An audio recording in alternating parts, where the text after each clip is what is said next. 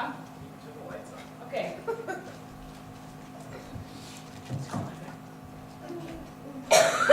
It's going over video check. Just push me. I am Patrick. I am the individual that you celebrate on Tuesday. It's because of me that you remember a day called St. Patrick's Day. No slack, yellow road is on attack, so come on, so come. But many of you do not know who I really am. I was born not in Ireland as most people think. I actually was born in England, in a little town called Burwell, which makes me British, which if you know the history of Ireland, they do not like the British at all. I was a normal young man, ornery, getting into trouble. My parents were Romans. They worked for the Roman officers. And they were Christians, but I did not follow their faith. I didn't think it was important. I didn't think that I could be changed. So I continued on in my mischievous, ornery ways. Had I known what was happening in Ireland at the time, I think I would have listened to my parents a little bit more.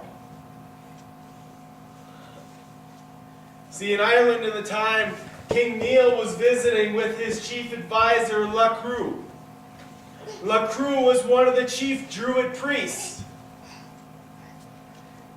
And Lacroix convinced King Neil that they needed to raid England to get slaves to work in the fields. But Lacroix had another idea in mind.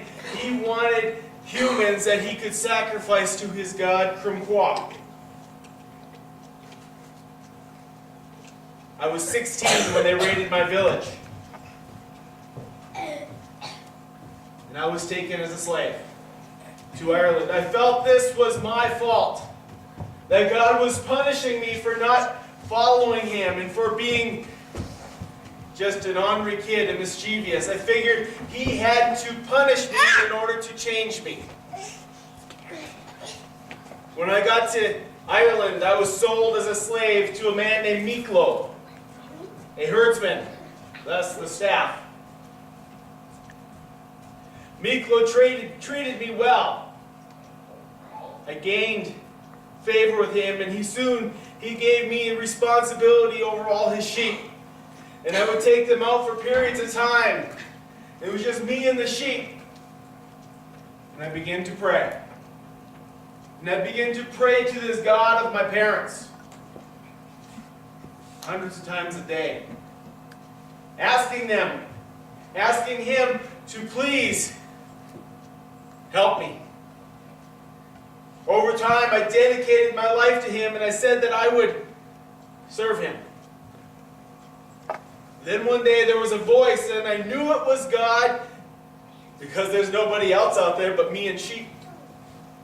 And this voice said that I was going to return to England someday. I like that. Then one night I had a dream of a ship. And I felt that that was the ship that's going to take me back to England. Still later on, I'd been there close to 6 years by now. I heard another voice. Again, it was God. And He told me, my ship is ready. What do I do with that? Finally, one day I said I'd had enough. I've been here 6 years, and I just walked away. Left the sheep, and I walked away. It was over 200 miles to the seaport, through all kinds of terrain. I got to a little town that's now called Wicklow. And when I come to the water, I see the boat from my dreams. I boarded passage to this boat, and I returned to England to see my family and my village all doing well. They were excited to see me, but I had to follow this newfound faith of mine. I traveled throughout Europe, studying the scriptures, trying to learn more about this faith. Eventually, I joined a monastery. I was ordained as a priest, and later as a bishop. It had been almost 30 years since I had escaped from Ireland when I had another dream. In this dream, a guy named Victoricus came with a package of envelopes, each one of them a letter from a person in Ireland. As I opened the letters, I began to hear the voices of the people of Ireland saying, "Patrick, will you please come walk among us again?" Not what I wanted to do. I had escaped from there. It had been 30 years, but I knew this was God calling me back to Ireland. So I took a handful of priests with me, and we journeyed back to Ireland. Upon reaching Wicklow, I faced opposition right away. They did not want me there. I sought permission to visit King Leary. Unfortunately, King Leary, his advisor was Lacroix still, the chief Druid priest. Lacroix didn't want me there. He didn't want any Christians there. He was threatened by the Christian faith.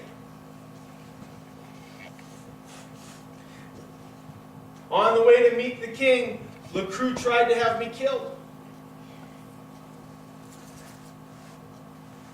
But God supernaturally allowed me to pass right in front of him. As I met with the king, he found favor with me and gave me permission to travel across the countryside and preach the good news. Lacroix did not like this at all.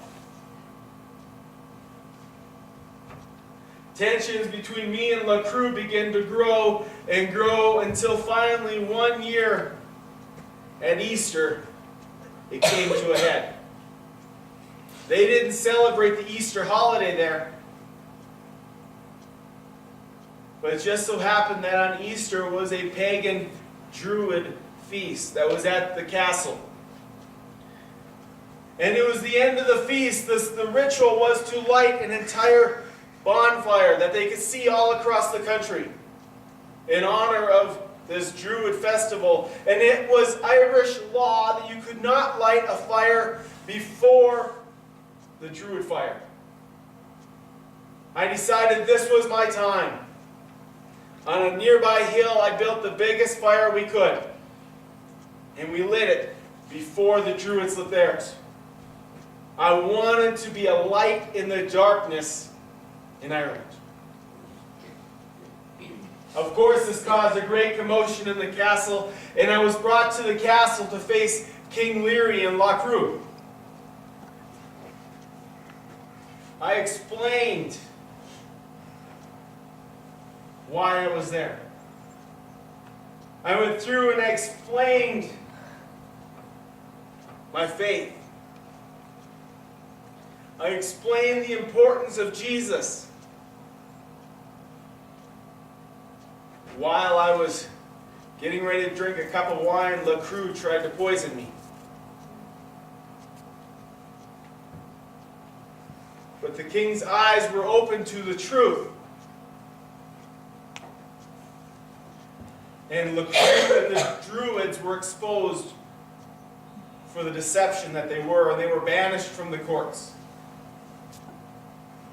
After that, the gospel message began to grow and grow throughout Ireland. The statues and the idols of the Druids were torn down. Some say I changed the course of Ireland. Others say it changed the course of the entire world. All because a little slave boy listened to the voice of God.